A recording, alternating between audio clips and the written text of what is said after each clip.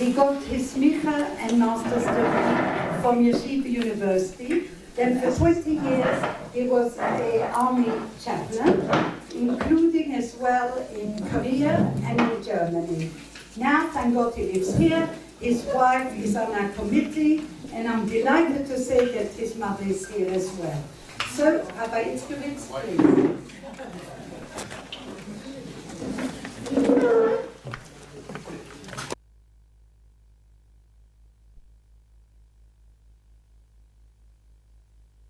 Teaching Ulpan to a group of women on Wednesday afternoons, and there's room for another one.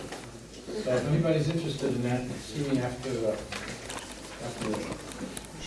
Just because I've been here, I don't know how many years we give the Bar Torah, they're delicious and enticing and welcoming. Love and Malka, how many years is it now? I haven't kept record. It's a chazakah for sure, it's at least 3 years. So I'd like to say that even though it's a chazakah, it's not necessary. I won't feel bad if you ask somebody else sometime to give Bar Torah. I like to hear other people once in a while too. So I'm not saying not to ask, but if you don't ask me next time, I won't feel in the slightest way offended. All right.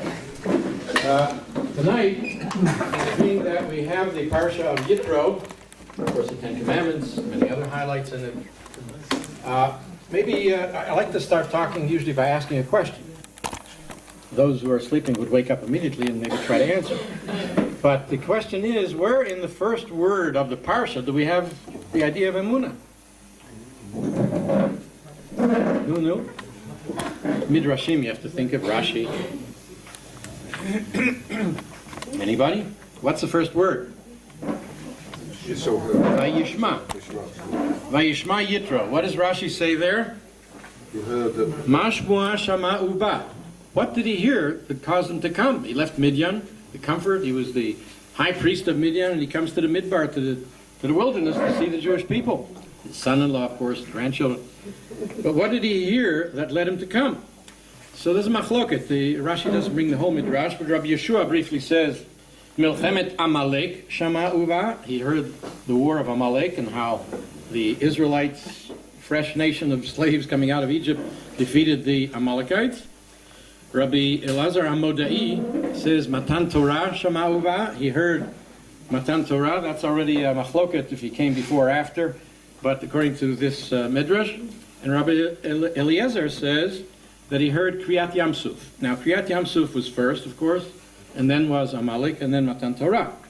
So the question arises, after hearing about Kriyat Yamsuf, what does he have to hear about Amalek? What's so special about hearing Amalek that he has to come after that? No, here we have the idea of EMUNAH. Because Amalek begimatria is what? I like gematria.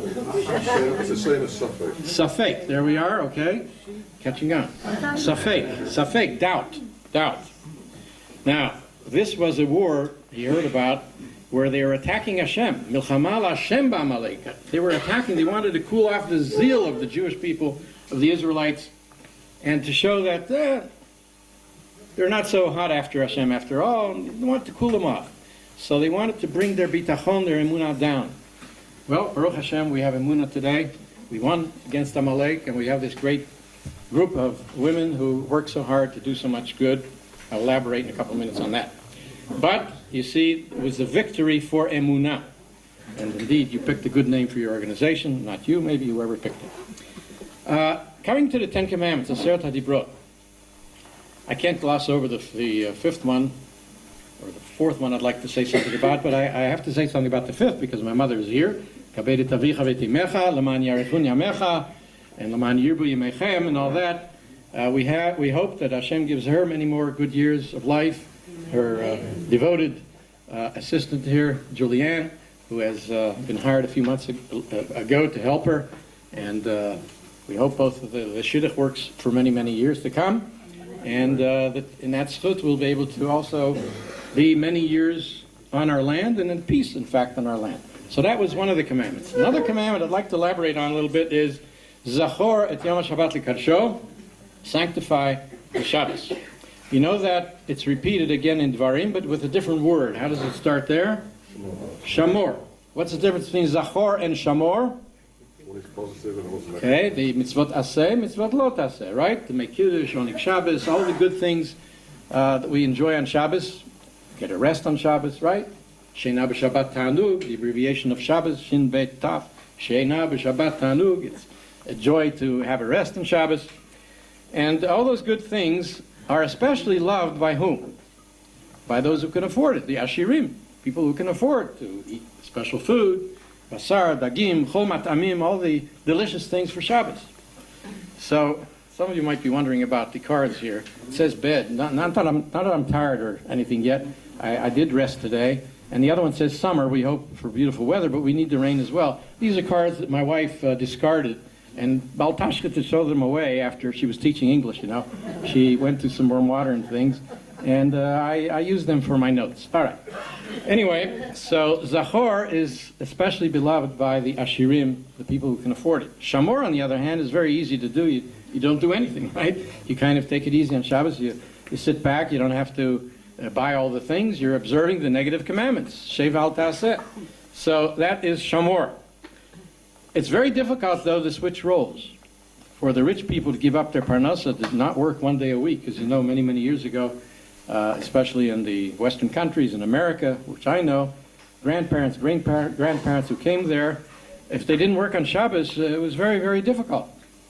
So it was a great sacrifice for people to close their businesses, to tell their people, their workers, to take off, and so on. They wanted to, make the greenback, make money.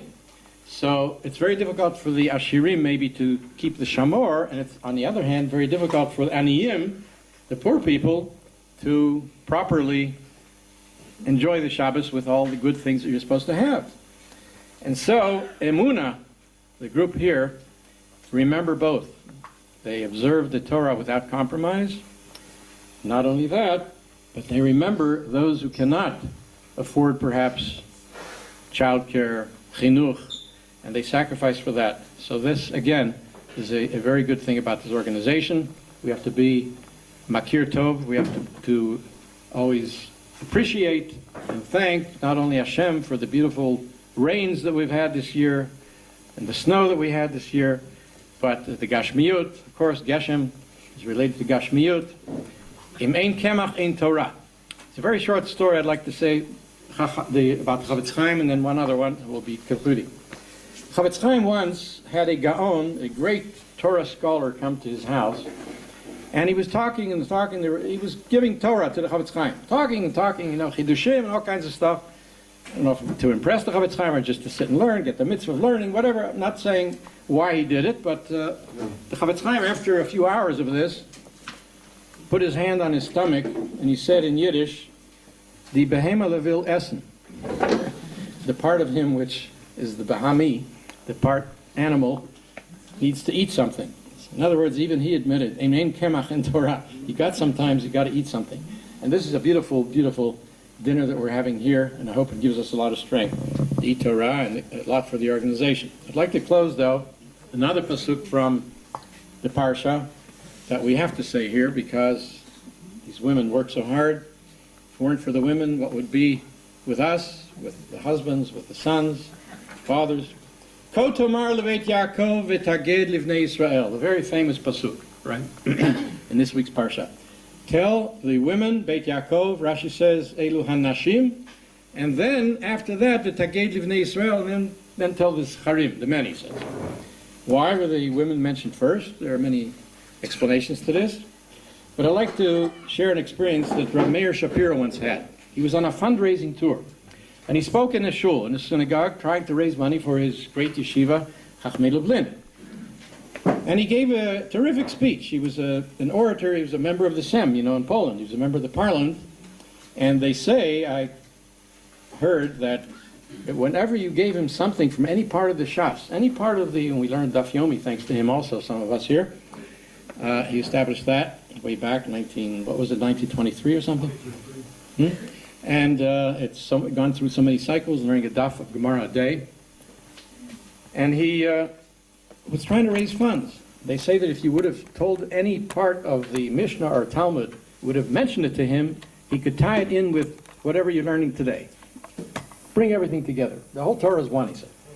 But anyway, he was trying to raise money, and he gave a terrific speech. And people clapped, and he said, you know, we used to sacrifice a lot in the past, especially mothers used to sacrifice. They used to send not only their children, but even their husbands used to leave home to go to yeshivas far away, and they had to work very hard and sacrifice property and time and work and everything else. And he tried to point out, you know, how much in the past Jews sacrificed for an old neighbor here, sacrificed for chinuch, which EMUNAH is doing too.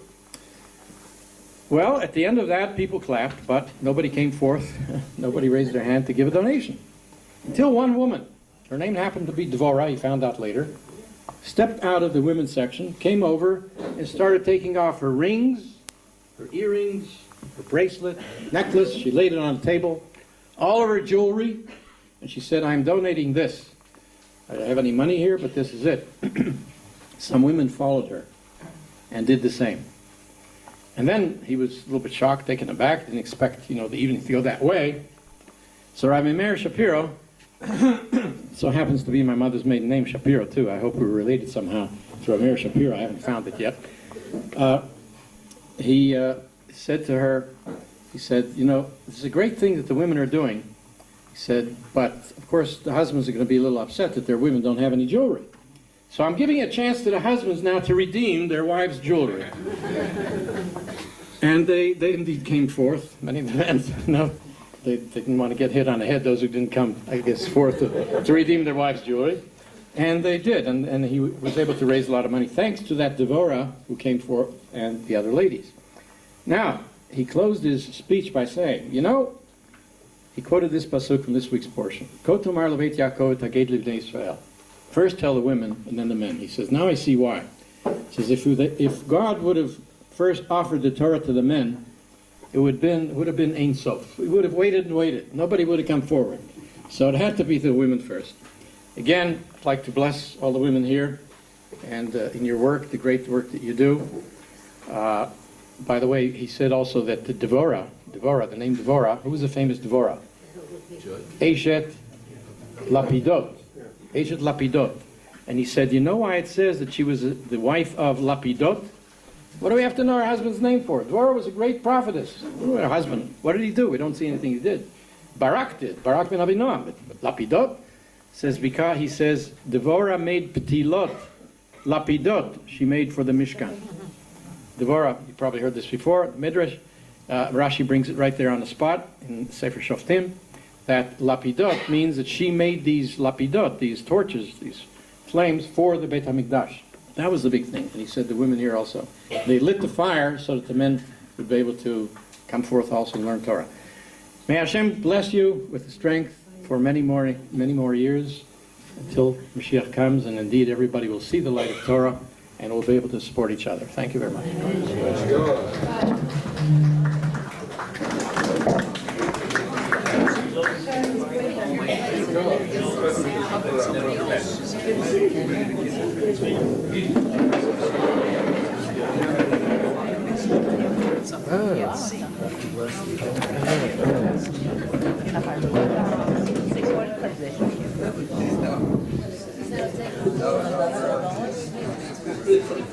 Shavua Tov, ladies and gentlemen. It gives me very great pleasure to introduce our guest speaker, Rabbi Dr. Aaron Adler. Rabbi Adler made Aliyah with his family in 1979. Rabbi Adler is a graduate of Yeshiva University, where he studied under the legendary Rav Yosef Ber Soloveitchik. He received Samicha from there and later a doctorate in Talmud from Bar-Ilan University. He is currently the Rav in Ohel Nechama Shul in Katamon, having previously served as Rav in the Be'erot Community Shul in Ramot and later as visiting Rav in a shul in Zurich. His educational activities are many and varied. He served as Rosh Yeshiva of Yeshivat Bnei Akiva in Hashmonaim. He was a lecturer to the Israeli Defense Forces and campus rabbi of the EMUNAH College for Arts in Yerushalayim. Rabbi Adler also gives a weekly share at the OU Israel Center and at the Sinai Kollel in Yeshurun Synagogue. In his spare time, Rabbi Adler has led over 20 missions to Poland, where I and several other people here tonight were privileged to accompany him. It was on that trip we really appreciated his vast knowledge of Hasidism and his love of Hasidic melody. In fact, he made a potentially difficult trip into a very meaningful experience. So, without further ado, I hand you over to Rabbi Adler.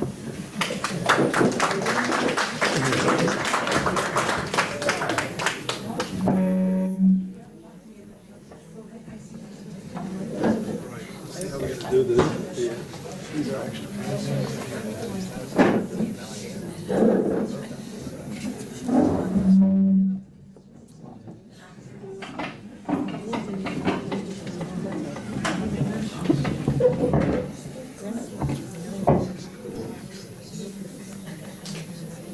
At this occasion, I was asked to entertain and talk a little bit about Shlomo Carlebach, and we dedicated the entire evening to Reb Shlomo's music.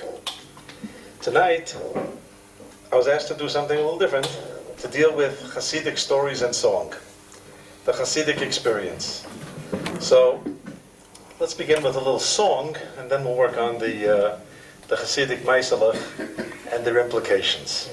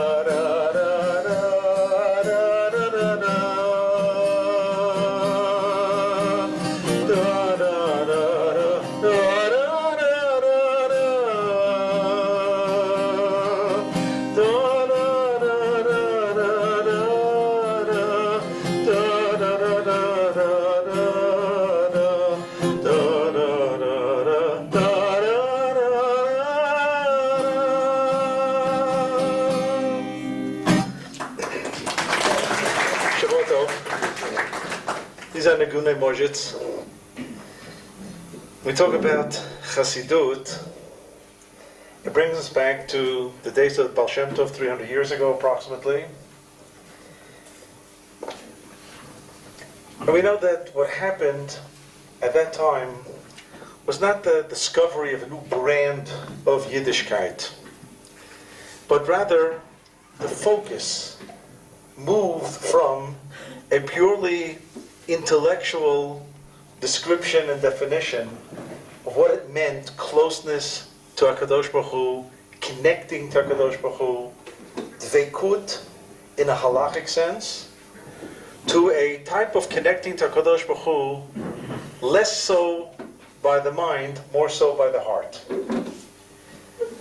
Our Rabbi Rav Soloveitchik pointed out once that the Musar movement of Lithuania of the 19th century, and we know some great names from Yisrael Salanta down to the present day, without Chalila saying a bad word about the personalities, the Rav said that the Musar movement was a fiasco.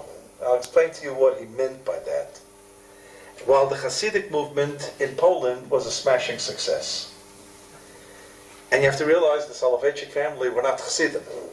These are thoroughbred Misnagdim.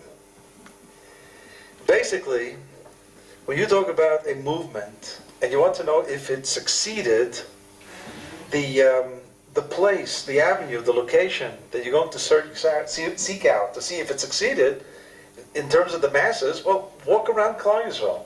How many people are affected today on a day-to-day, day-to-day lifestyle by the Musar movement? How many people are guided by the thinking, by the teachings of Musar?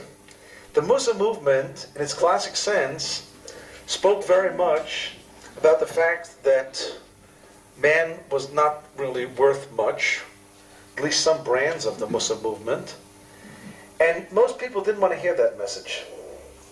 The Musar movement, to a large degree, spoke to an elitist group in Lithuania. And when you address an elitist group, you cannot expect that this is going to make it across the board to Klal Yisrael. In Poland, on the other hand, Ukraine and then Poland, there you had widespread type of Jews, but many, many simple Jews who were from Shomrei Torah Mitzvot, living in most difficult conditions, and they needed something to hang on to. This is coming after the aftermath of the various pogroms, of the Gzerot HaChvatat, the Chmielnicki pogroms, and the rise of all kinds of pseudo-messianic movements, Shabtai Tzvi and others, Yaakov Frank.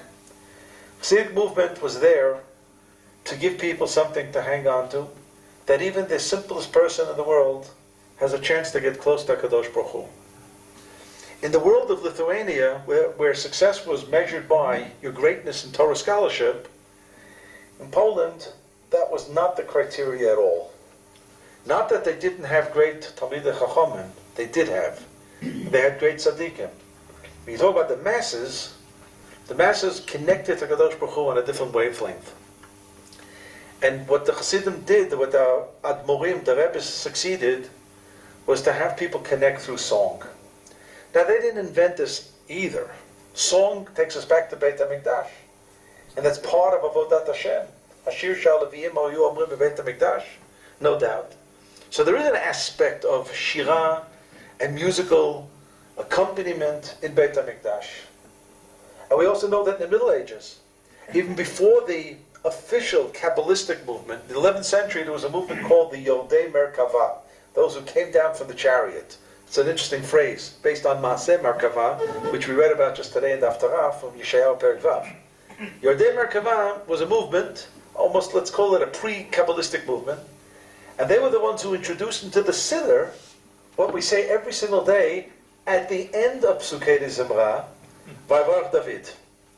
Vavarach David was not originally part of Psukei Zimra. Psukei Zimra ended with the end of Tillim. Kol haneshama talel yahaluya, and that's why the Pasuk is said twice, because it's the end of the Sefer. And even Baruch Hashem L'olam Amen V'Amen, you can see it's an ending. It's an ending paragraph. The Rambam tells us that Shirat Hayam, Az Yashir, there was a minhag to say it after Yishtabach, before Baruch Hu. Like the way we have on a certain B'Tshuvah, we say Shar Malot B'Mamakim, it's like caught in the web there, after Psukei Zimra, before Baruch Hu. So some communities had the custom to say Shirat Hayam, Az Yashir, some had Ha'azinu, some communities said both, but it was not part of Psukei Zimra. It was already beyond Yishtabach, and anything beyond Yishtabach is outside. Today we say the Az Yashir before Yishtabach. We've brought it into the fold of Psukei Zimra. But Psukei Zimra technically ended with Kol HaNeshamas Ta'alel Yahaluya. It was the Yodei Merkava who introduced Vavarach David, L'cha Hashem HaGdula, B'Gvura, B'Tiferet, V'Netzach V'Hod. These are psukim from Divrei Hayamim, but they were the first to teach us the concept of the concentric circles of the Sfirot, of Chesed, Gvura, Tiferet, Netzach, Hod, Yesod, and Malchut. which later was adopted by the Lurianic school of Kabbalah. And that's why it enters, because the idea was that we have to shift gears from one circle to the next, from one sphere to the next, in order to arrive at a Kadosh Baruch Hu. It does not happen in one jolt, in one launch.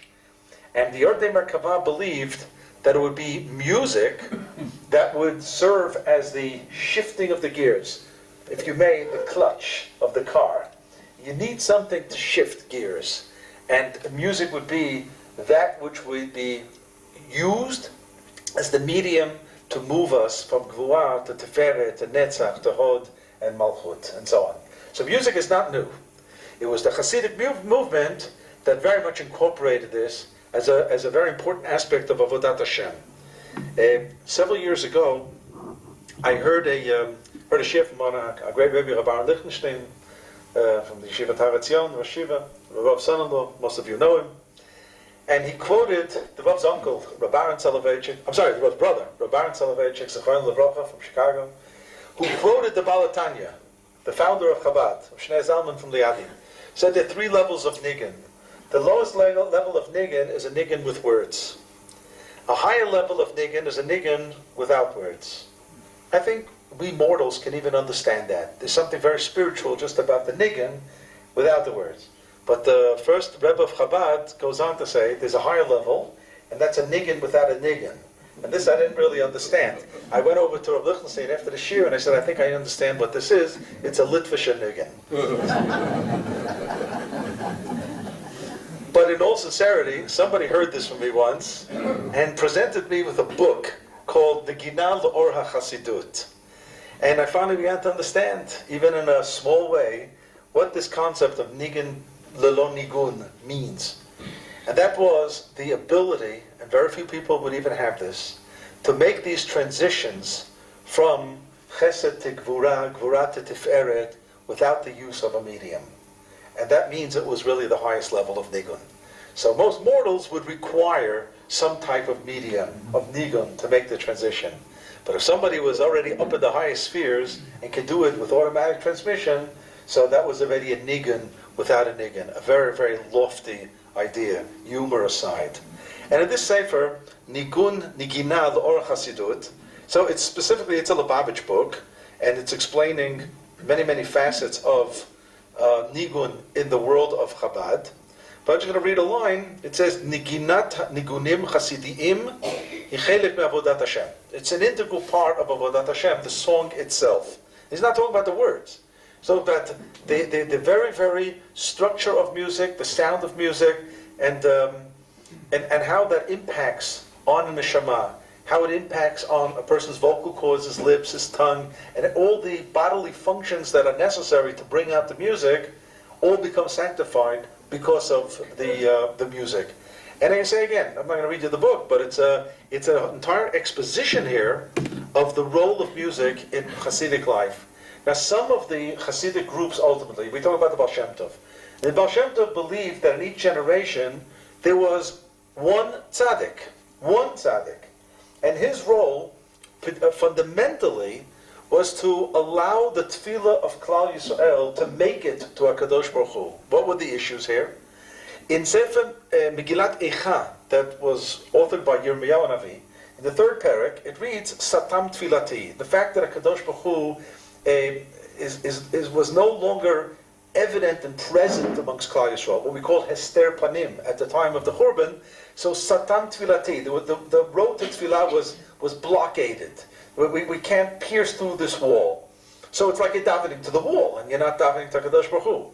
So the idea was that every generation has one tzaddik who has this ability to somehow transcend the wall and bring the message of Tfilah to Kadosh Baruch Hu. So what we have to do is like with a telephone call, not direct dial, but an operator-assisted call. Remember those?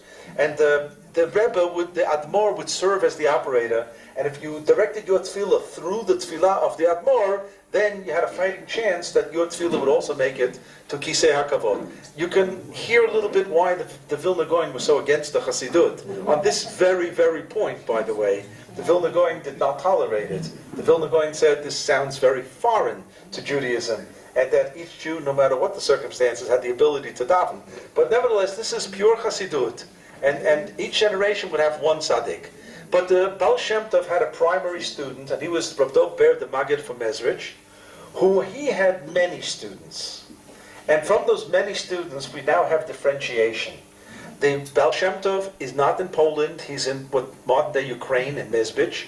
And then the Maggid from Mezrich, that's still the Ukraine. But at that point, the third generation of Chassidut, you now have differentiation. Reb Shnei Zalman from Liadi is White Russia. It eventually moves to the town of Lubav, which becomes Lubavitch, by the third Admor of Chabad. Admor, Adonenu, Moreinu, Rabbeinu, a Rebbe, a Tzaddik, all kinds of nicknames. But Chassidut moves to Poland by another great individual, student of the Maggid from Mezrich, and he is Rabbi Elimelech from Lizhansk. And we're going to see a few Maiselach from Rabbi Elimelech from Lizhansk and see how special he was, because he becomes the father of Polish Chassidut. It takes a few generations. His prime student is the Choyze from Lublin, who has a prime student who's known as the Heilige Yid. It moves to the town of Psishcha, and from Psishcha it moves to Kotsk by Reb Menachem Mendel of Kotsk. And Menachem Mendel from Kotsk has a prime student who is Reb Itcha Meyer Alter, becomes the first Rebbe of Gur, and the rest is history. Just go to Geula, and you'll see the Gera dynasty there. But from the Choyze from Lublin, it branches out to others, and we have a whole different marketing of what the Hasidus is all about. So some of the Hasidic groups, for example, Gur, the emphasis on Talmud Torah was there. There are Ger and Nigunim, no doubt. I'll sing some tonight. But the emphasis of Ger was Talmud Torah, to sit and learn. In Chabad, it's somewhat of a mixture. There's a tremendous amount of learning going on in Chabad. The Alter Rebbe, the Rabbi Azaken, the author of the Tanya, the Baal Tanya, Zalman from Liadi, all these names, one person. He emphasized study. I mean, he puts together in one book, the Tanya, for the first time, a compilation of Kabbalistic thought that's appropriate for Balabatim, for simple people. Before then, who studied Chassidut? Chassidut was, well, who studied Kabbalah? It was a small core of an inner circle of people who would dabble with Kabbalah. Tanya made it a very, very popular subject. I'm not sure that Reb Shlomo Zalman from Liadi had in mind that Madonna is going to study Tanya or Kabbalah, but it has become very, very popular, as you know. But Chabad has Nigun also. So Nigun is not the first and foremost, but it's an ingredient in the Chassidut of Chabad. If we jump to Mozhitz, I can tell you just recently I saw a vort from the Rebbe of Mozhitz, but it was such a rare thing, because when you say Mozhitz, you think Nigun. You don't really think a Dvar Torah. You can have a Ger Nigun, and you can have a lot of Torah from the Sfat Emet. You can have a Lubavitcher Nigun, but you have a lot of Torah from all the Rebbes. You say Mozhitz, you're going to sing Nigunim, and that's where it is. In Poland, when you go to the kever of the Mozhitz Rebbe, you do nothing else but sing a Nigun, because that's how you're going to remember the Mozhitz. And the Mozhitz had tremendous impact on the song of Hasidut of Poland. They used to compose new Nigunim every year before Rosh Hashanah Yom Kippur and send out the kids to the various neighborhoods to teach them the new Nigunim. And it was an industry. Thanks to Ben-Zion Schenker, who in my growing up days was an icon, because we had all the records of Mozhitz. And only 2 years ago at a wedding in New York City, I finally had a schut of meeting him. Adner Betzrim, he was then 85 years old. He had a bracha under the chuppah, and I went over to him, shake his hands. I said, I know you for so many years, and I never met you. But this Ben-Zion Schenker not only was a composer, but also a singer. He cut the records for Mozhitz and preserved so many of the beautiful, beautiful Nigunim of Mozhitz, like V'yiten Lecha and Hamavdil of Mozhitz. And no different. That's a little lower.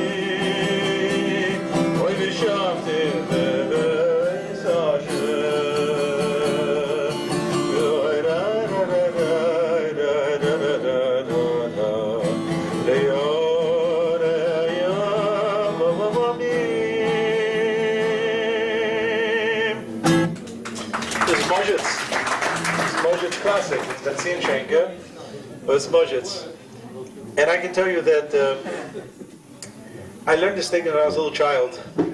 We had a great uncle, my grandfather's younger brother, who was about tefillah in the shtibel that I was brought up. And he used to teach my brother and myself nigunim before he would introduce them. And this nigun came out in the late 1950s, this Mizmor David. I remember sitting in a park bench in Washington Heights on a Friday, and our uncle was teaching us this nigun. Because on Yom Tov, when it doesn't come out on Shabbat, and you don't sing Kel Adom, and you jump right away to the continuation of davening, so he wanted to sing anyway, by Kulam Ahuvim, Kulam Berurim, Kulam Giborim, Kulam Kiddoshim. So I remember one of my chaverim in the Yeshivat Bnei Akiva, the principal of the school, Rav Yoni Berlin, he told me, the way we treat all our kids, they're Kulam Ahuvim and Kulam Kedoshim. The problem is Kulam Potchim et Piyem. But this is said about the Malachim. And my uncle sat down with us, and in his Galicianische Miftah, Kilo Ma'ivim, and it worked out nicely to sing the Kulam Ahuvim. This is the first time I heard it, not even to the words of Mizmor David. And it stuck with us till this very day. Moshetz. Now, we know, and we heard this from Shlomo Carlebach often enough, that he himself was tremendously influenced by Moshetz. Of course, Shlomo developed his own style, and I'm not here to do Shlomo, but we do one Shlomo just as Motzei Shabbos anyway, so how can we go without it?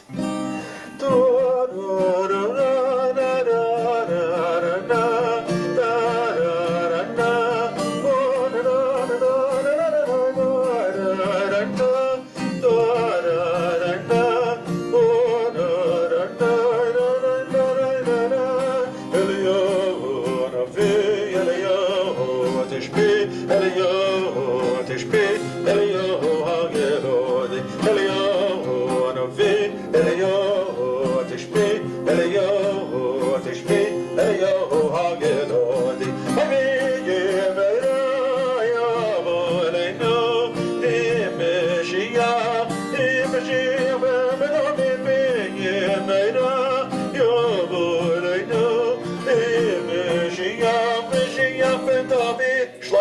not tolerate an oilam that doesn't sing with them.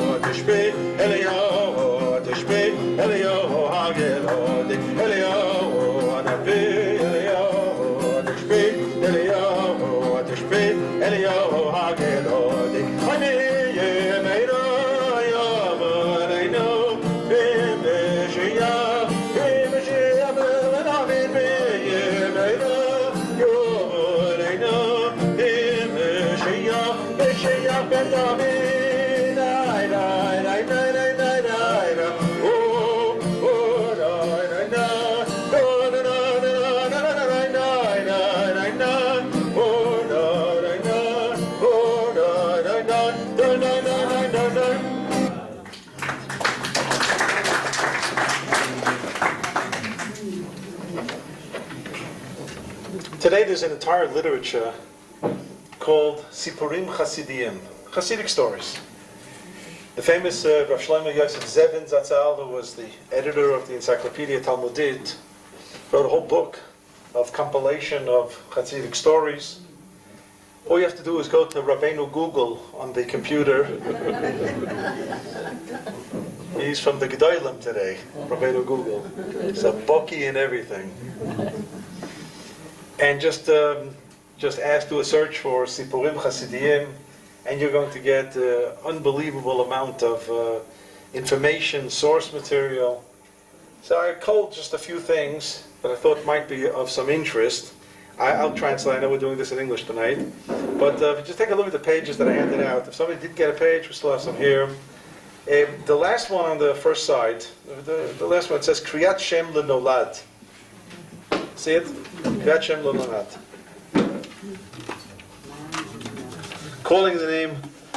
All right, so there was a minhag amongst the Hasidim that they wouldn't dare give a name to a baby without the Rebbe suggesting the name. Okay, any of you familiar with this minhag? That the Hasidic Rebbe is the one who's going to call the shots? Whether the name, it's not that you took a name, a candidate name to the Rebbe and asked if this was appropriate or not. You came with no name, and the Rebbe was going to give a bracha. The baby wasn't even born yet. Hinei yadua. It's known. Ki haminhagu etzel harbe rashim hamaminim batzadikim. I mean, you have to really be a believer in the tzaddik. Kasher ishto muberet, the wife is expecting. Hu shoel v'doresh etzel harabi shelo, ez Hashem yikrei lehavlad shetelei lishto. Already before the birth, already we'd like to have an inside track as to what the name of the baby is going to be. V'nizdamen pam achat she'amadeti lefnei ha'admor miskvera. Skvera Rebbe. Kasher ba, later in the American Hasidic life, there's a town called Square Town, or New Square. But this is back in the town of Skvera in Europe. Kasher ba lefanav she'ela kazot. Such a question came to the Skvera Rebbe. V'yam yeshiv lashoel. He used to respond as follows. Im teled ishtecha ben zachar. If there's going to be a baby boy, tikra shmo kach v'kach. The name would be this. V'im nekeva teled tikra shma kach v'kach. If it's a boy, it's this. If it's a girl, it's that. Upamim achadim, several times. Nizdamein sheshamati. I heard mipi kodsho from the Rebbe himself. Shelo amar lashoel rak shem achad. He only said one name. L'dugma, for example, shem l'zachar. He just, the father, the expecting father, would ask the question, and the response was, if it's a boy, say whatever the name. V'imaya shoel bardat, if the person who asked had some seichel, lo sha'al od me'uma, loud boy, never had a follow-up question. He just accepted the fact that if the Rebbe is now giving one name, a boy's name, then clearly the wife is giving birth to a boy. And if the Rebbe gave a girl's name, the wife is giving birth to a girl.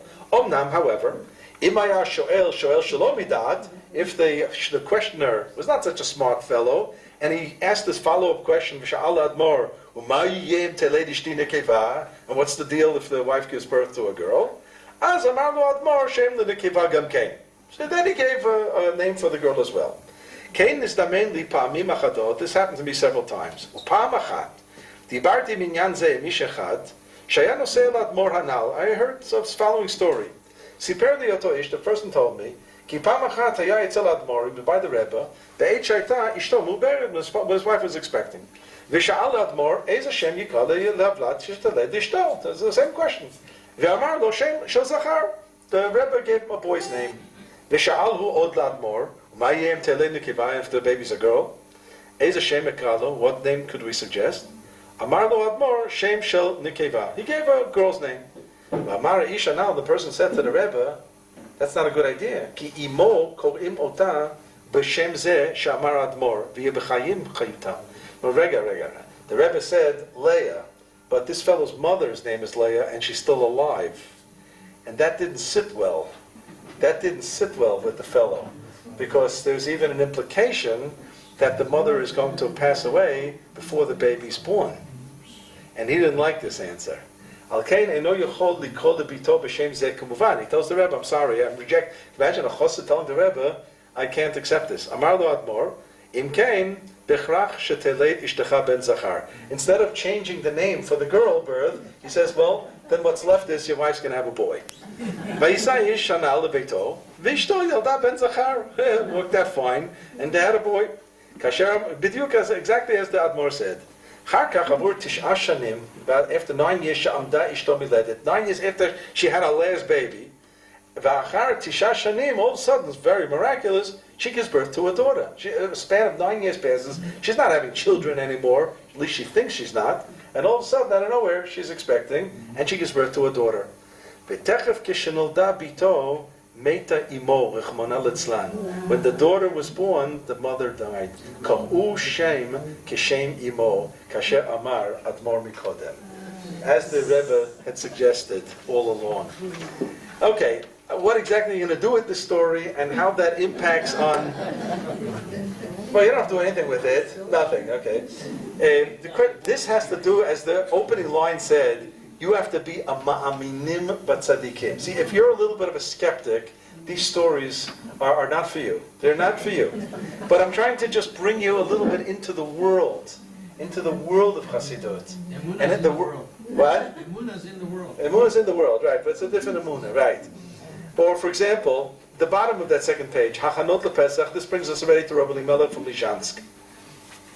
Echad michasidei Rabbi Elimelech, Haya socher b'mashkot charifim, socher b'yash.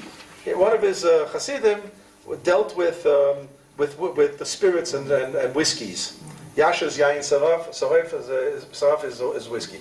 Lefnei Chag HaPesach, Haya Chasid mechin chavit gedola shel yash. Before Pesach, the Chassid prepared a tremendous barrel of yash, of whiskey. Ota haya noheg lavriach il mavar me'ever legvul u'machra. I used to smuggle it to the other side of the border. And Vahirviach v'me'arevach from the prophets, haya koneh mechin et kol tzorchei Chag HaPesach. I made enough money on these deals to have his Pesach provisions. Ota shana, that year, Nasuach Chasid be'agalah b'chavit yashalo. As usual, he traveled with his wagon, with his barrel of yash. V'tov shehu menaseh lavriach et hagvul. He's trying to cross the border. Tafsu oto shomrei hagvul. The guards caught him. V'chlimu et mitano hayakar, and they confiscated his merchandise. And here, this man is in bad shape, bad financial shape.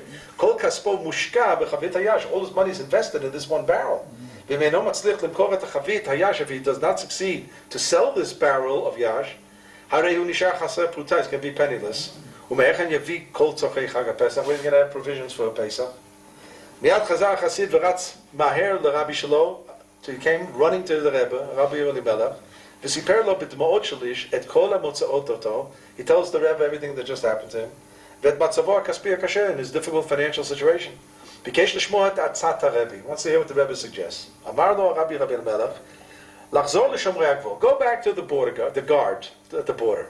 Tell him, there was a mistake. Simply a barrel of water. Open up the barrel and take a sip, and you'll see it's only water. He did exactly what the Rebbe suggested. Went to the border guards. It's a barrel of water. Just open up and you taste it. They tasted it. It was only water. And they gave it back to him. Fine, okay. Miyad achziru et hachavit lechasid. Shemiher lahatina lagaloto, he quickly put it onto his wagon. V'lachzor leRebbe Rabbi Melech. Nichnas hachasid leRebbe, v'tchil boche shenit, b'dmot shel Yishuv, started crying again. Bitter etrerin, as they say. Hayta li chavit shel yash, שאותה אמור הייתי למכור, וברווח לקנות את כל צורכי חג הפסח. I had a barrel of good schnapps, and I would have gotten good money for this. Now what do I have? A barrel of water. I mean, I'm not going to get any money for this. ועכשיו, כשחבית יש הפכה לחבית מים, נשארתי חסר כל, ולא פרוטה לפורטה. I can't do anything with it. ומהיכן אשיג את כל צורכי החג? Where am I get money for Pesach, provisions? אמר לו הרב, טעם גם אתה מהמשקה שבחבית. Open up the lid and take a sip. טעם החסיד מהמשקה, הוא מצא שאכן הוא יש משובח. It's schnapps all along. וליהודי היה כל צורכי פסח בהרחבה גדולה. And he was able to sell off his produce, merchandise somewhere, and he had enough money for Pesach. Again, how exactly Rabbi Melech pulled this off? Was it psychology here? By telling the water gods, it's not whiskey, it's water. When you tell somebody it's water, and they take a sip, all right, they think it's water, so it already tasted like water. Does it mean necessarily that he pulled off some hocus pocus and who knows what, and the liquid there changed from whiskey to water, and then back from water to whiskey? Or was it really a psychological test of the mind? I don't know. If you're a thoroughbred chassid, no doubt the whiskey turned water, and the water turned whiskey.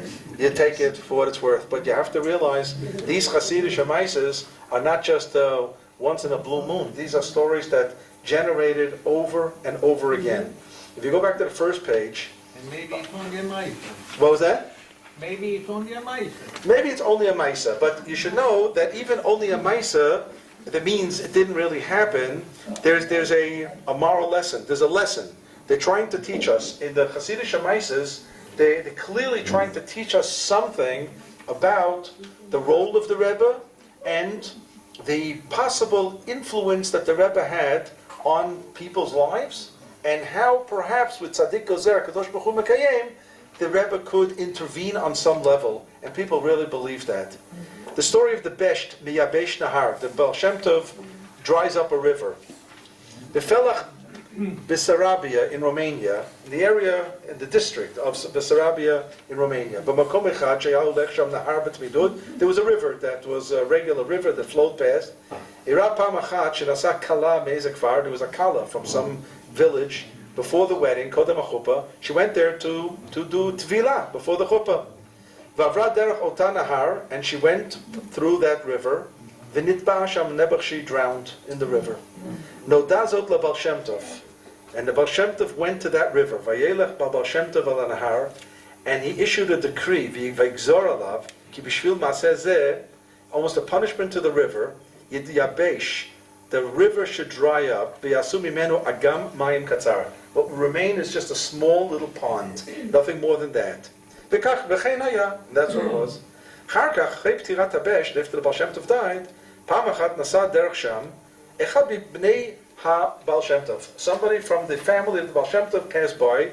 Uba'avro derech oto agam nidracheva agam. When he came to this area, somehow the pond now became very wide. It became already a deep lake.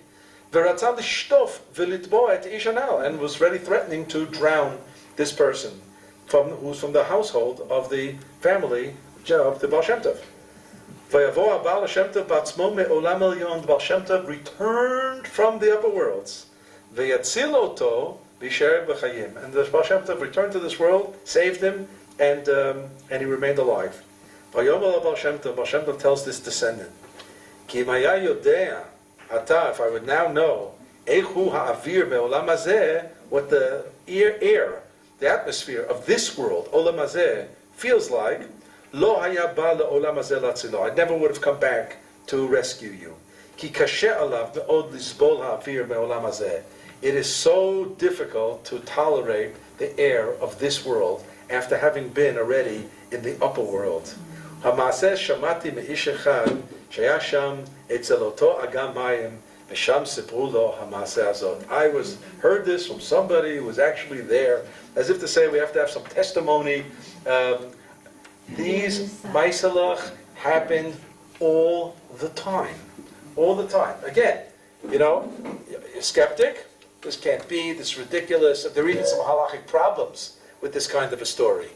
Very serious halachic problems of Doesh Elabetim. I mean, can this really happen? And so on. Can people believe after the passing of a tzaddik that the tzaddik is still impacting? Go ask your local Lubavitcher Chassid if that's going to happen. It's not even a joke. We have at the Lifshitz College that I teach, we have a secretary who's a staunch Lubavitcher Chassid. So she had some campaign material before the election for a particular party. So I try to remind her that in a school this is forbidden. You're not allowed to do that. You can't campaign for any particular party within the walls of a school in any division of the educational system in this country. And second, I said, and by the way, off the record, I said, why do you support this party? So, because the Rebbe said so. The Rebbe said so. As far as I know, the Rebbe is not here for almost 20 years already. But that's not an issue. The Rebbe said certain things when he was alive, and they are now reconstructed upon the contemporary situation, and therefore it becomes a contemporary statement. The Rebbe said so. And this is the way you have to believe in this for this to happen. But they don't have Maishes about not Hasidic Rebbe. Non-Hasidic Rebbes. So what is a non-Hasidic Rebbe? I can tell you what a non-Hasidic Rebbe is. It's a Litvisher Rosh Hashiva today. No, I'm not joking. I think what those people who understand, who knew what Volozhin was, the Rosh Hashivas of Volozhin and Yeshiva were not Admorim.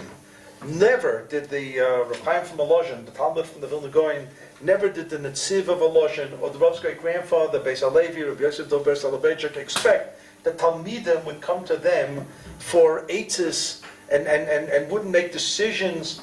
The Rav once told me that it was very easy to be a chassid, very difficult to be a misnagid, because if you're a chassid, you make one basic decision in life, to be a chassid of the Rebbe. After that, it's easy rider, because the Rebbe is going to make the fundamental, critical decisions for you in life. But if you're misnagid, every time you wake up in the morning, you have to make a decision how to get dressed. And you have to make many, many decisions. A chassid makes less decisions. You have to listen to what is the decision. Well, that's very much not easy. If you've read Esther Farbstein's very, very, very important book, let's call it very important scholarly work on the Shoah, dealing with, I would say, the most sensitive religious questions that we have to deal with. It has a lot to do with how the certain Admorim, not all, certain Admorim, basically gave guidance to the Chassidim to stay put in Poland, and they perished, and some of these Admorim ended up getting out at the end.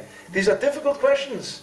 Difficult questions. Now, if you're really a staunch Chassid, you will say, like whether you're the Belzer Chassid or a Gera Chassid, you will say that the Rebbe had no other recourse but to survive in order to guarantee the survival of the Hasidic movement. Because the truth of the matter is, as we exited the Shoah, the Belzer Hasidus was, as they say in this country, al panim. I mean, it was almost obliterated. Almost obliterated. 9 people. Almost obliterated. And you take today, the Belzer and Gur, they really dominate the scenes. And it has a lot to do with the fact that both Rebbes ultimately survived. So, again, I'm not here to pass judgment on Rebbes. These are very difficult questions, whether it's the Satmar Rebbe or others. These were difficult questions that Esther Farbstein indeed tries to deal with. The same chaver of mine, Rav Yoni Berlin, told me the following story. Here in Israel, there was a non-religious couple who were having fertility issues, and having dealt with it, however they dealt with it, somebody suggested that they go for a bracha to some Mekubal in Yerushalayim, some Kabbalist. And they really weren't the type of people to engage a Mekubal, but if you're desperate, so you're willing to get a bracha from a Mekubal. They met up with some Kabbalist. They met up with some mitavech, somebody, an intermediary, who would bring their request to the Mekubal. And what came back was, indeed, the Mekubal was willing to give them a bracha that they'll have a son, but with one condition. They must call the son the name Elimelech, because the schut that they're going to have a child is a little taking into the overdraft of the schuyot of Rabbi Elimelech from Lizhansk. So if they call the baby Elimelech, if they agree to these terms, they'll have a baby. Yofi, they agree. You know, when you're desperate, you're desperate. So fine, the baby, the mother, the wife is expecting, and she has a healthy born boy, and they decide, the mother decides, Elimelech is not exactly a modern Israeli name, so they decided to give another name. The Mitavech bumps into the husband one day, this intermediary, and he says, well, no, what's new? Mazel tov, we had a boy, Yofi. So the Mitavech says, and you called him Elimelech? No. You see, my wife really didn't think this was a good name because, it's not an Israeli name. So what did you call him? We called him Noam. Oh. The Noam Elimelech. Without knowing. They called him Noam. Yeah. You never know. You never know how these things work. Sure.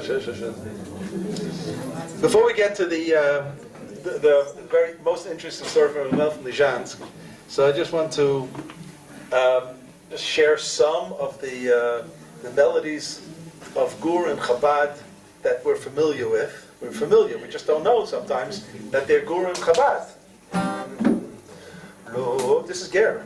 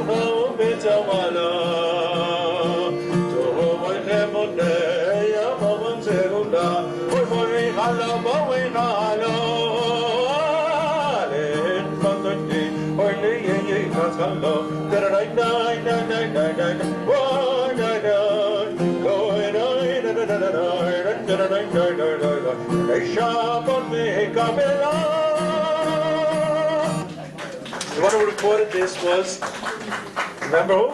No. Verdiger. David Verdiger. We know the son more today, Mordechai Ben David, but Ben David is David Verdiger. Yeah, a long time ago. Yafeh. This is the Gunim from David Verdiger. But this is authentic Ger Niggin that today sung, as you know, all over, literally all over. I want to just share with you this first Maisala on the first page where it says Asipur Rabbi Elimelech Vikarata Marak. So there's several stories about bowls of soup. All kinds of bowls of soup stories.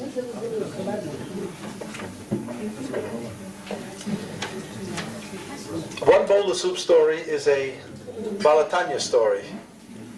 The Rabbi Shnei Zalman from Liadi was invited guest in some community, and before Shabbat, the entire family wanted to take part in the Shabbos preparations. Nobody wanted to be left out. And indeed, there was a lot to be done to prepare the house, to prepare the food. So they had a family meeting on Thursday. They gave out all the various tasks. Fine, everything was set, and everybody goes about doing what they had to do to prepare the house and the food, the kitchen for Shabbat. In the middle of the night, somebody wakes up, a member of the family, remembers there's one task that was forgotten: to put salt and spices in the soup. So instead of waking everybody up and convening another family meeting, the person just goes quietly to the kitchen, a bissel salz, a bissel pepper, goes back to sleep. Half hour later, somebody else wakes up and says, "Boy, we forgot to give out the task of putting in some spices and salt in the soup." So why wake up? Everybody gets up, puts salt, puts pepper, and this goes on 8 times over throughout the night. Ken sich vorstellen what the soup tasted like on Friday night. They serve the soup, and it's fuya. I mean, nobody can touch it. And the Rebbe is eating and eating and eating, and they're embarrassed, and they can't understand. It's inedible. I mean, how can you eat this? And they asked the Rebbe, can't you taste it? That it's they're apologizing, something went wrong here, something spoiled. They don't even know what happened. And the Rebbe says he has accustomed himself many, many years ago to completely void his sense of taste. That the only reason that he eats is to be strong for Avodat Hashem. The only reason. Although he said it's quite permissible to enjoy the food, he felt that by enjoying the food, so while of course he's eating so he can be strong for Avodat Hashem, the enjoyment of the food takes away a little bit of a sliver of the Avodat Hashem. And therefore he trained himself that he doesn't taste any of the food. Therefore it made not a bit of a difference to him whether it had salt, or was too much salt, or too much pepper, and so on. That's one soup story. Another soup story happened to the Rebbe's grandfather, Reb Chaim from Brisk. This is not a Chassidish Shemaisa. It's a thoroughbred Litvish Shemaisa. Reb Chaim's mind was working all the time about resolving difficulties in the Rambam, and in the Halakha, and the Gemara, and so on. So they say he was once eating a bowl of soup, and he could not focus, and the soup went right into his beard. He could not focus where the spoon goes, because his cup. He was thinking. And next thing you know, half the soup was running down his beard. This is a story from Reb Chaim, yeah. And they asked him what happened. He says, his cup was in the Rambam. It wasn't in the cup of soup. But this is a story of a powerful story, that there's a woman who wrote a doctorate at Bar-Ilan University, a Dr. Dina Cohen, who I do not know, but she wrote a doctorate on Hasidic Shemaisas. Now, the truth of the matter is, when you subject Sipurei Hasidim to academic dissection, you're really taking the neshama out. That's what you're doing with it. So I'm not going to do that now, but just make some points, I think very, very interesting points. Let's read the story first, and then we'll make some comments. The first story of Rabbi Melech and the bowl of soup, Bekarat HaMarak. It's from the Sefer Oel Elimelech, which is the Sefer of stories of Rabbi Elimelech from Lizhansk. And there are two players here. One is Rabbi Elimelech, and the other is Rabbi Menachem Mendel from Rimanov. Now, in some of my groups in Poland, we've gone down south, in southeast Poland, to the Rimanova. Today it's a town that has no Jews left. There was a shul, a remnant of a shul, that was a churva, literally a churva. The roof was already not there any longer. It was the building, the walls were up, the roof was not there. Grass was growing inside, very high. Nobody tended to the grass. The windows were banged out, and there was no real entrance to talk about. You had to slide through. And really, it said everything you wanted to say about what happened to Polish Jewry. It was just completely obliterated. Yet in Brooklyn, New York, in Flatbush, there's a Hasidic Rebbe who stems from the Rimanova dynasty, and he decided that he's going to raise some money and fix it up a little bit. That's a question. I'm not even going to get into this, whether this is good for the Jews or not. There are certain places where the Hasidim in Chutz La'aretz invested money to fix up these churvas and make them into a shul, even though nobody davens there. But when the groups come, at least they should see epis, something of what it looked like. For example, in Bobov, the shul was rebuilt and reconstructed. So this fellow, this Rav in Rebbe in Flatbush, engages in rehabilitating the shul. Now, I came across this the second time that I visited Rimanov. I saw it in the process of its rehabilitation. And the reason why I went there, because when I was rabbinating by remote control to a community in Zurich. That's a concept. I sat here in Yerushalayim, and by remote control I had a kehillah in Zurich. So I got to know a very, very nice family who was planning to make a bar mitzvah for one of their grandchildren. They themselves, the grandchild himself, was a direct descendant from the Rimmen of a Rebbe. The Rimmen of a Rebbe yahrzeit was the day after Lag Boimer, the 19th of Iyar, and this boy's bar mitzvah day was the 19th of Iyar. So the grandfather, a Baruch Hashem well-to-do person, decided he's going to make the bar mitzvah in the Rimmen of a shul. And he asked me what it looks like. I said, listen, it's a churva, but they're rehabilitating it. So I went back for another trip, and we went to Rimmenov, and I reported to this gentleman in Zurich where it's holding, and they were making some progress, and there was a fighting chance by this boy's bar mitzvah, it's going to be possible to make a bar mitzvah there. But when I went to visit, the workers there, the Polish workers, thought that I was representing that Rebbe from Flatbush. So they treated me like a king. They gave me this grand tour, and I said, oh, this looks nice, this is nice. Everything's nice. Emil had nothing to do with it. And I went back to Zurich and explained to them that, yes, I think in a year's time. And indeed, the building's not finished yet, but it's very much livable. And they had a very interesting bar mitzvah there at the Rimmen of a shul. So before I even get to this story, something happened in that shul in Rimmenov. The Rebbe himself was the Shliach Tzibur for Yom Noroim. And he got to the poem, the piyut of Lekei L'Orech Din. We all know the Lekei L'Orech Din. It follows the Aleph Bet, Lebochen, Levavot, Legoleh Amukot, and so on. It follows the Aleph Bet, you can remember by heart. So one of the lines is Lekoneh Avadav Badin. Right? So we passionately, the nusach that we use, Lebochen, Levavot, Beyomoim Din.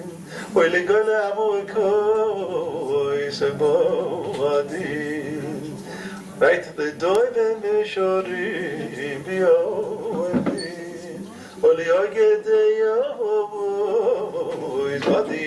so here you have got a letter ayin, the letter kuf, the koneh avadav badin. So the Rebbe is davening, and they get to the keller of din. And when he gets up to the koneh avadav badin, the Kadosh Baruch Hu, he acquires his slaves badin, in judgment. What does this mean? The Rebbe stops dead in his track. The Rimmenova, Rabbi Menachem Mendel from Rimmenov, who was also a Talmud from the Maggid Mezrich, but he's a younger contemporary of Rabbi Elimelech from Lizhansk. And he's going to feature in the story we're going to read. So the Rebbe stops dead in his tracks, and all the Chassidim are standing there. This is the Milach Hazar Tashatz, and they're standing, and the Aron Kodesh is open, and he's standing there. 5 minutes, 10 minutes, 15 minutes, a half an hour passes, 40 minutes, 45 minutes, almost an hour passes, and the Rebbe goes, Badin. What was this interruption? He just stood there, did nothing. Well, at least it seemed that he did nothing. After davening, obviously the Rebbe was approached. He had to explain what exactly happened. The Rebbe said he went into a trance. He went into a trance that his neshama started floating up, and he saw the Satan with a wheelbarrow of the Averot of Am Yisrael. And it was a terrible sight. The wheelbarrow was full and overflowing with Averot. So the neshama of the Rimmenova tells the Satan, where are you bringing these Averos? Oh, it's Rosh Hashanah. We're bringing it to the Rabbi Shalom for din, for mishpat. So the Rimmenava's neshama tells the Satan, you know, a few kilometers back, there are 3 or 4 Averos that fell off the wheelbarrow. You know what? I'll watch the wheelbarrow for you. You go back and fetch those 3 lost Averos, and so fine, great deal. The Sultan goes back and running back for his Averos, and meanwhile the Rimmen of his neshama takes the wheelbarrow, throws all the Averos off a cliff, and the wheelbarrow is empty. The Sultan comes back. What happened to all my Averos? He has his 3 Averos that he caught up with, and that's it. But the wheelbarrow is empty. So he said, they got lost, they got stolen, whatever. So Sultan summons the neshama of the Rimmenova to the High Court, to the Beit Din Shel Maila, to the Rabbi Shalom, for a mishpat. I mean, you're a ganef. What's going on here? So Rabbi Shalom asked the Rimmenov's neshama, you know, what happened? He says, well, I stole them, and they're not here. All right, you stole them. Pay up. You have to pay up. You're a ganef, you have to pay. Rimmenova says, I have nothing. So what does the Chumash say? V'nimkar b'gnevato. That if the ganav has nothing to repay, you sell him as a slave.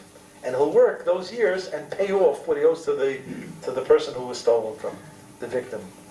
So the Kadosh Baruch Hu puts out a tender, a michraz, who wants to buy the Rimeneva as a eved. Any takers here? And there are no takers. None of the malachim are interested in the neshama of the Rimeneva as an eved. So Kadosh Baruch Hu says, I will buy him as my eved. And that's what it means. Lekoine avodov badim. It took about an hour for this whole story to play itself out. And that's what it meant, lekoine avodov. These stories, first of all, this story could have happened, by the way. This is not one of these stories that Efsher maybe. This story really could have happened, and it was in that shul that we visit. That we know for sure. It speaks of the tremendous amount of Mesirat Nefesh that the Rebbe's had for Klal Yisrael. Tremendous. They're willing to be much Nefesh themselves for the people. And embedded in that story is really that message. So you have now Rabbi Melech from Lizhans and the young Rabbi Nachum Mendel from Rimenov. He's still one of the Chevra. He's still one of the Chassidim. And the story goes, Biotom mistofef betzel kvod kodsho. He was still under the wings of his Rebbe, the Kadosh Rabbi Melech Zatzal, Zevet Tzadik Bracha. B'terem nodal the Ish Mofet. He was not yet known as a Baal Moifes himself, Ubal Ruach HaKodesh. V'ayam ke'echad ben HaChasidim. HaYoshvim Lefnei Rabam. He was just this Menachem Mendel from Rimenov, was just one of the fellas. Kara Adavar. The following happened. This is how Rabbi Menachem Mendel is being introduced to us in this story. One of the fellas, that's all. B'yom HaShabbat b'Sudah Shniya, the Shabbos meal, the morning meal, b'shivto yachad im kol ha'mesubin lefnei Rabam. They're all sitting together around the Shabbos table, Shabbos meal table, with their Rebbe, Rabbi Melech. Kasher hemid ha'mishamesh et karat marak lefnei Rabam, when the one who served the bowl of soup before the Rebbe Rabbi Melech, lakach harab kadosh harabi Rabbi Melech et hakara v'afcha al piyah. Just turned the plate, the bowl upside down, had everything spill out. Nishbecha hamarak, everything spilled. Vayitzak Moreno, Rabbeinu Moreno Arav, Rabbi Nachum Mendel, betov behalav upachad, and Rabbi Nachum Mendel from Rimenov yelled out, "Ay, Adoni Mori v'Rabbi, halo yikru otanu kulanu l'masad." They're going to arrest us for this. Vatahanicha mizeh, leave it, let's get out of here. So the other people around the table, they thought he was crazy. Well, why should anybody arrest Rabbi Melech for spilling soup? Why exactly did he spill the soup? The others around the table, and they heard this yelling of the Rimeneva. They almost broke out in laughter. Efes, however, because of the awe that they had for their Rebbe, they held their mouths together. They didn't break out in any laughter because you can't. So it wouldn't be proper respect. Rabbi Melech decides to explain to all of them what just happened. Bini, shalom lanu, al tira, halo anachnu po hayom kulanu. We're all here. What do you mean we're all here? But for a moment we weren't here. They explained. One of the government of ministers, mizimot had a plan to do evil to all the Jews in the country. And actually put it in a document, all the venom in the document, and all he needed now was the royal seal to make it active.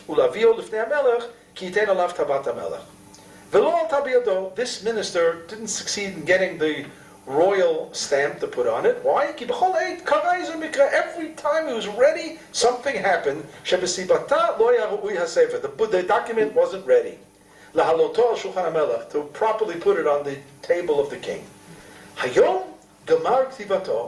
Finally, this letter that speaks of the hatred for the Jews and what they're going to do to them, the letter was ready. Nothing could come up, anything that would prevent this letter from going now to the king for final stamping. hachol lefazer alav liyabesh et hadio. The way people would write, they had the ink, and then they would sprinkle some sand on it so that the ink should dry quickly. At that moment, hafakti hakara imamarak lefoal dimyon. Rabbi Elimelech said, at that moment, I took the bowl of soup and I turned it upside down as a gesture. Sheyaseh gam hu kain alaktav. That minister, as he's pouring the sand, something should happen as well. Ve'az ta'a. What happened? That minister made a mistake. Ve'tachat chavit hachol, in the place of the sand, the barrel of sand, lakachat chavit hadio. He took the barrel of ink, v'avcha alaktav, and instead of drying the ink, he ended up smudging the whole thing. He poured on ink, and of course it ruined the whole thing. Havrei chazeh, Harav HaKadosh Mimriminov, Ra'a et Kol HaNaseh. The Rabbi Melech calls the Riminova Avrei Chazeh. Who's known as Avrei in the Chumash? Yosef, right? There's something, he's pointing now to the others that there is a special appointment, just like Yaakov Avinu appoints Yosef. So Rabbi Elimelech, in a sense, is appointing Rabbi Menachem Mendel to be the successor here. He saw everything that was going on. Not only did I see it, because I was a participant, I was the one who turned the bowl of the soup over because it was a gesture to force that minister to turn over the wrong barrel, and he turned over the ink. But Rabbi Menachem Mendel saw the whole thing. And not only did he see it, Vayar kol kach mufshat migashmiyut ad shelo yada she'ineni po. Rabbi Menachem Mendel lost it. Where was he? He was there. He was there, and he thought that the one who poured the ink over the document wasn't the minister, but was Rabbi Elimelech from Lizhans himself. And therefore he screamed out, "They're going to arrest you for this. How can you do this?" Where in fact, of course, Rabbi Elimelech wasn't there at all, but this was all to point out that this Avrech, Tzofeh Beruach HaKodesh, that the Rabbi Menachem Mendel from Riminov was blessed with that measure of Ruach HaKodesh, that he was able to tune in to this whole story. The truth of the matter is, when you hear it just as a story, and you realize that this kind of a Maisala is not only talking about the Shebach of Rabbi Elimelech from Lizhans, but it's talking about succession. It's talking about something of the relationship between one generation of the Admorim and the next generation. This Dr. Dina Cohen has 10 pages that I Xeroxed from the internet about an analysis of this. And I was discussing this with my wife before, and she said, when you take a great Hasidic Shamaisa, you subject it to academic analysis, it just loses touch. And I wouldn't dare even make that presentation here. But I think she makes some valid points about that this is not just a gemachte story, a made-up story, that this kind of story is a story with a message, no doubt. And indeed, Rabbi Elimelech from Lizhans had enormous impact on the development of Chassidut on Polish soil, because he's the first to come to Poland in the town of Lizhansk, and from there it moves to the next generation, who's the Chayzer from Lublin. And Lublin is not just a little city. Lublin is a capital of Poland at the time, and when Chassidut makes it to Poland, Chassidut really makes it to Lublin. Chassidut has really made it, has come home, has matured, and in Lublin there was no small fighting between the Chassidim and the Misnagdim. But ultimately, the Hasidic world prevailed.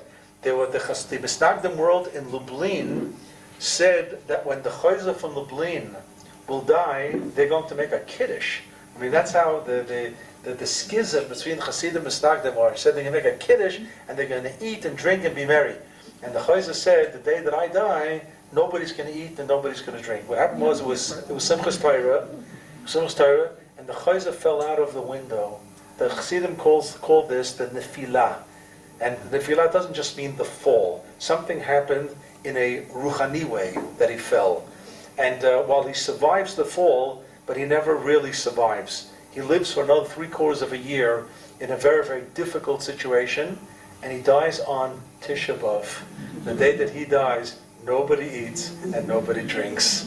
This is like almost a parting line of the Chayzer from Lublin, who was a Talmud Muvak of the Rabbi Elimelech from Lizhans. All right, we're just going to end with some more Chassidut songs, Chassidish songs that we know. There's a particular niggin from Chabad that's very, very moving. We all know it, but it's really as they say, a neshama dik niggin. Let's listen.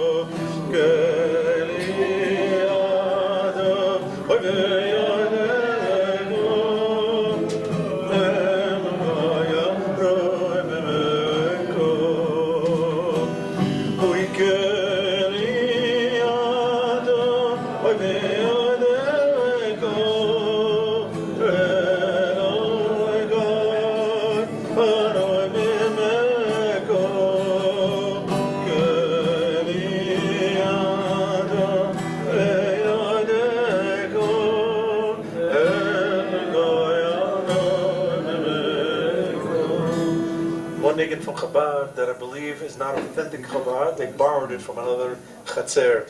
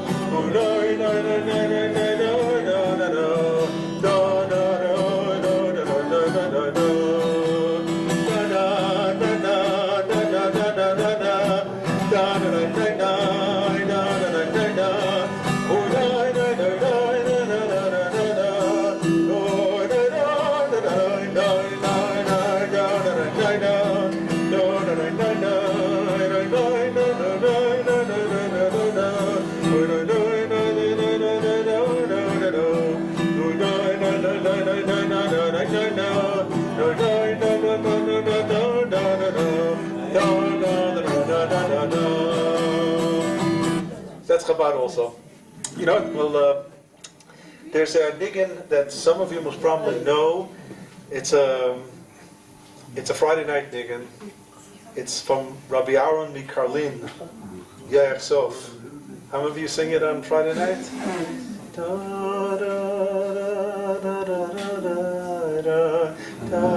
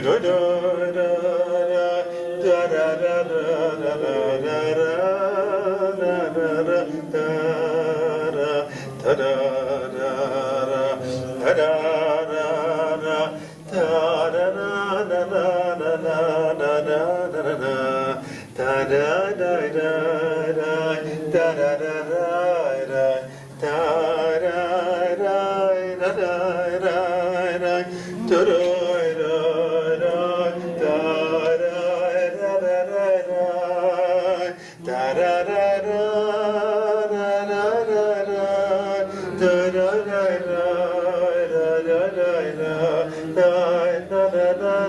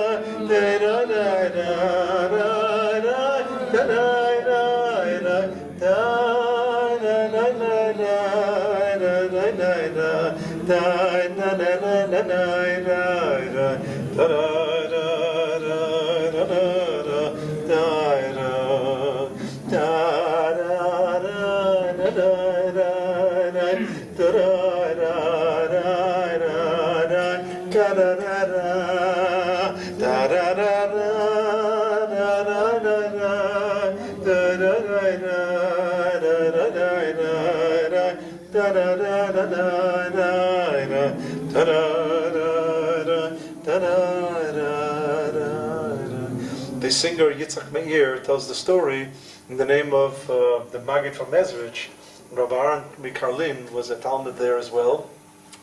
That they heard Bat Kol Min HaShamayim, that they were so in love with the Nigunim and the way Rabbi Aaron Mikarlin sang Shira Shirim on Friday night, that the Malachim stopped saying Shira Takadosh Baruch Hu momentarily to tune in to the Nigunim of Rabbi Aaron Mikarlin.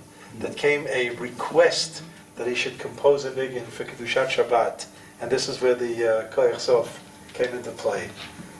You have to be a chassid to go along with these stories here.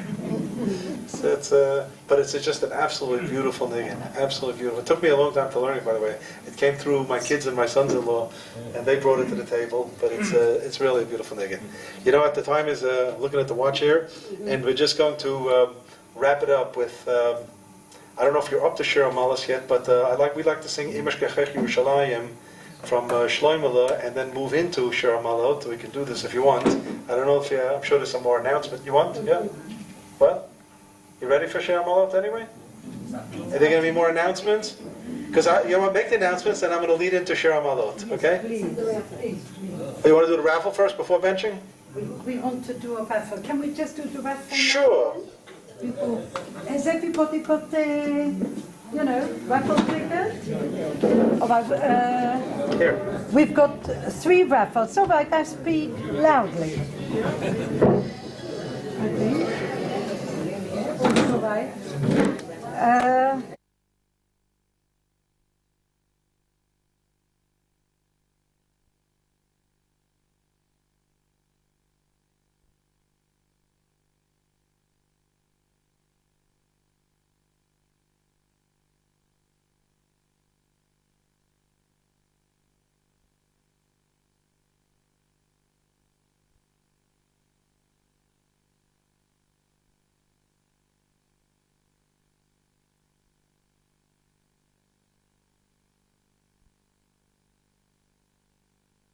Can I get a box, please? Rabbi Adler, can I ask you to draw a raffle, please? If I can just get them. Oh, it's here. Yeah? That's for the first prize, which is a voucher to the Tikra house. Rabbi Adler, please. One to start off. You can read that. I haven't got my glasses on. 13? 13. Oh, very good. Very good.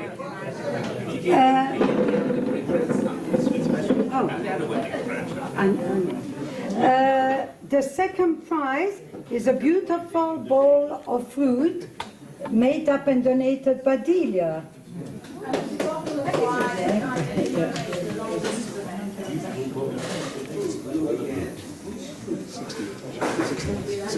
60. Who's? It's a blue one. Who's 60? 60. Otherwise, the red will take it. Nobody has Somebody must have bought it. We're not up to 60. Could you turn it? It's 9. 9. It's 9. It's 9. Who's got 9? Has anyone got 9? 9 blue. Oh well, because in the meantime, everybody check your, please. Now, the third, It's nominated the basket of fruit. Please draw it again. Red, 72, 72, 72. You? Oh, good. Jackie's got it. Lovely. What have I won? You've won a basket of fruit. Nice, thank Yes, with a bottle of wine. Thank you very much. All right. Now, the third prize, I must tell you, it's something very, very special. It's a picture drawn by a member of our group called Leslie Hamilton. Leslie unfortunately passed away about a month ago, and her daughter donated the painting for us to raffle. So, It's somewhere in England. No, Sandringham, I think. Sandringham? I think it's Sandringham in England. 91, red, 91. Oh, here. We've got, here. Before we go into Ben's, Rabbi Bröden, please, I wanted to thank Rabbi Adler. Rabbi Adler, I come from a Hasidic family, and I certainly enjoyed all the stories, and I know that they're true. So it was beautiful. Please. Yes, please.